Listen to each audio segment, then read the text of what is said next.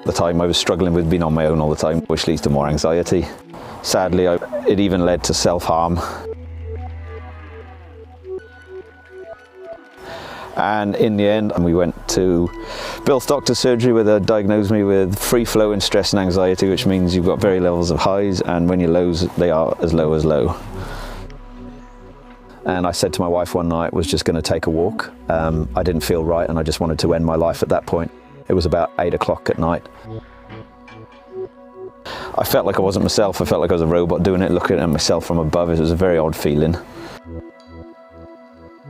And then I had like an awakening moment. I thought, well, what's going to happen from this point on? Is it Dad's going to find me? He'll come up here. He'll find me. He'll have a heart attack. So it was that moment. That was just an inspirational moment for me. And I said that to my counsellor at the next meeting. And from that moment, I've never looked back. And yes, it was just one of those that it could have gone either way. So simple. And I was lucky that I managed to have enough mind left in me to get out of that situation. I actually knew from that moment on that that wasn't the answer, and I knew it would never happen again.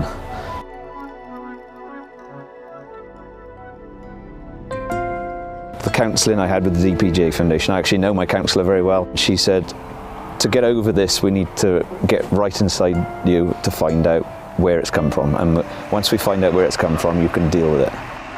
It was just getting to the bottom, the cause, to find out where the anxiety stems from, and from there you can start to rebuild, and they give you tools along the way to help you cope with different scenarios. And like, I'd be terribly worried, I'd be letting someone down, and in the end, the only person really letting yourself down is yourself, because you're just worried about it and you're worried about what people think.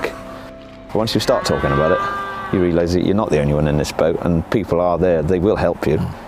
I remember someone told me they'd rather listen to me for 15 minutes on the phone than listen to my eulogy. I didn't want to admit it for donkey's years, but once you do, yeah, it is good, but just, if you think someone's not right, ask them about it, because it's, you know, they might say no, they might say yes, and, you know, but just be there for them.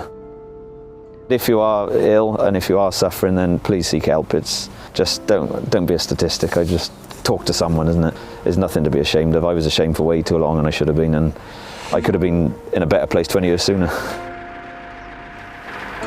I was just very unfortunate that I wouldn't admit it.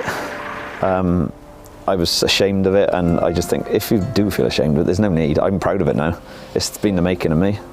I'm still here, I'm still fighting.